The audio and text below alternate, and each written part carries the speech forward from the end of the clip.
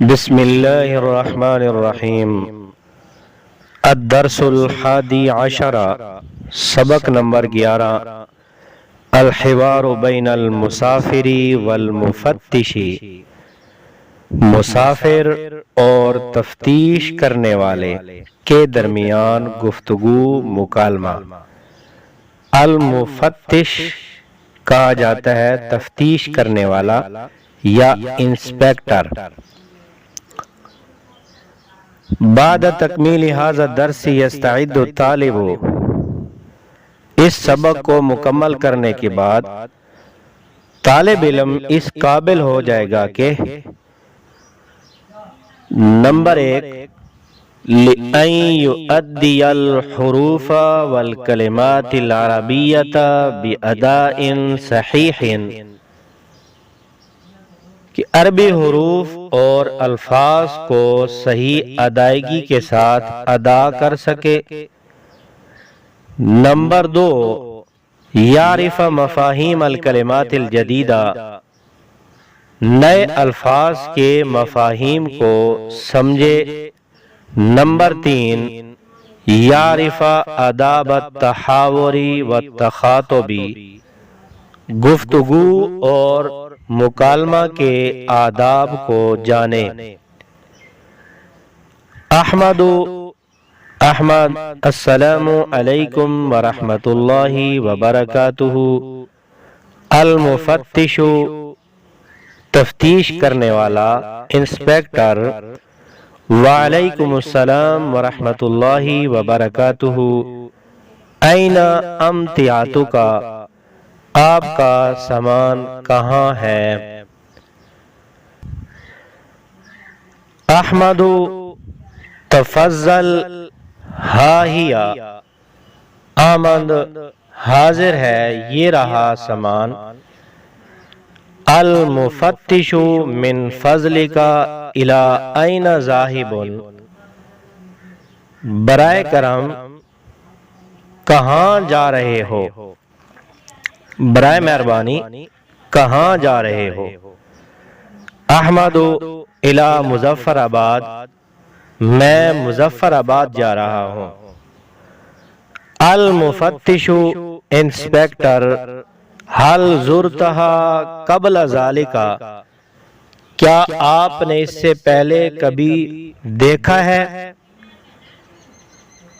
احمد لا اول مرۃ ازورها، نہیں میں پہلی بار اس کی زیارت کروں گا، اس کو دیکھوں گا۔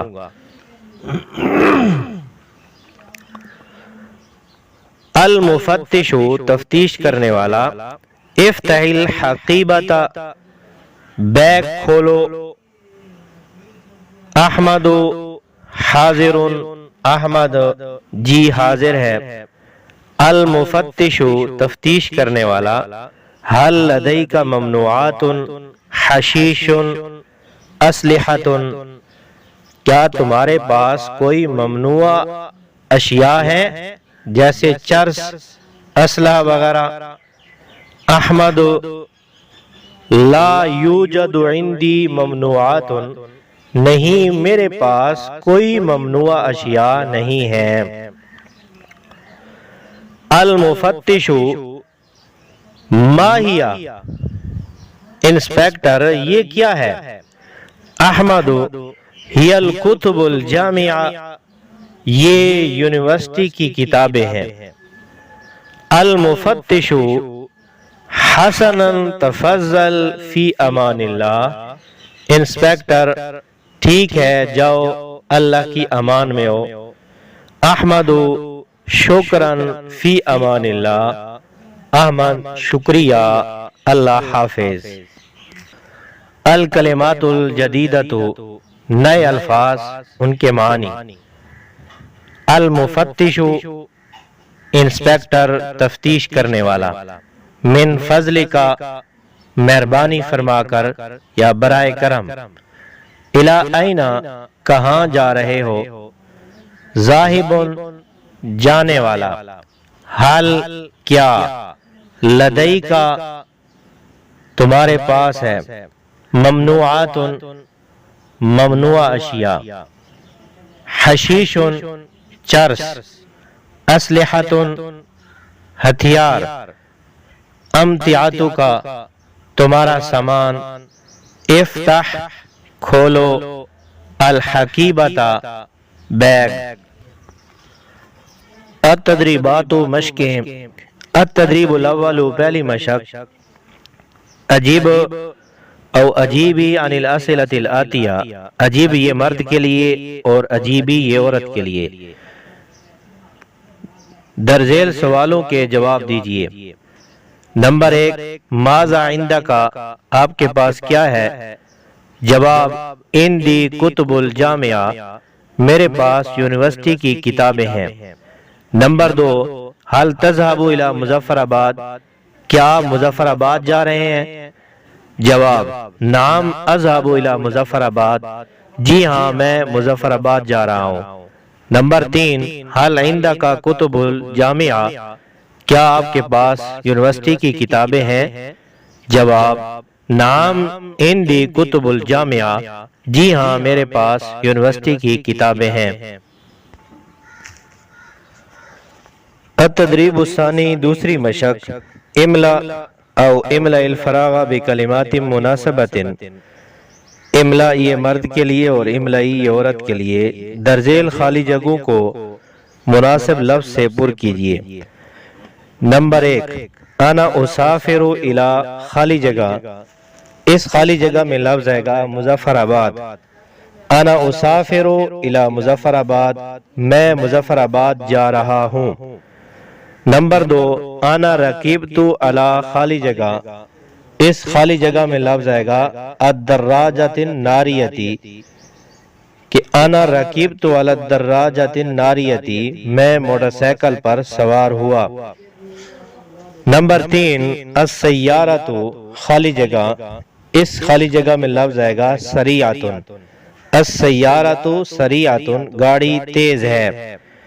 نمبر 4، الحافلۃ، خالی جگہ، اس خالی جگہ میں لفظ آئے گا کبیرۃ، الحافلۃ کبیرۃ، بس بڑی ہے۔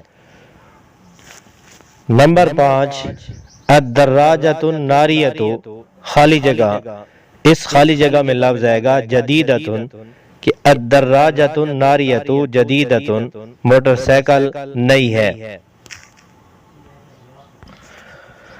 التدریب الثالث تیسری مشق، ضع الکلمات التالیۃ من عندک او عندک فی جمل مفیدۃ، درذیل کلمات کو مفید جملوں میں استعمال کیجیے۔ نمبر 1، حل، اس کا جملہ آئے گا حل عندک کتاب، کیا تمہارے پاس کتاب ہے؟ نمبر 2، حقیبۃ، بیگ، اس کا جملہ آئے گا فی الحقیبۃ کتب کثیرہ، بیگ میں بہت سی کتابیں ہیں۔ نمبر 3، ممنوعات، اس کا جملہ آئے گا الخمر من الممنوعات، شراب ممنوع اشیاء میں سے ہے۔ حشیش، اس کا جملہ آئے گا حشیش مضر للصحت، چرس صحت کے لیے نقصان دہ ہے۔ التدریب الخامس پانچویں مشق، یہاں کتاب میں چوتھی مشق نہیں ہے تو تیسری مشق کے بعد پانچویں مشق، ترجم او ترجمی الجمل الآتیۃ الی اللغۃ العربیہ، ترجم یہ مرد کے لیے اور ترجمی یہ عورت کے لیے، درذیل جملوں کا عربی میں ترجمہ کیجیے۔ نمبر 1، آپ کہاں جا رہے ہیں؟ الی این تذهب۔ نمبر 2، آپ کا بیگ کہاں ہے؟ این حقیبتک۔ نمبر 3، کیا آپ کے پاس کتاب ہے؟ حل عندک کتاب۔ نمبر 4، میں مظفر آباد جا رہا ہوں، انا اذهب الی مظفر آباد۔ نمبر 5، دروازہ کھولو، افتح الباب۔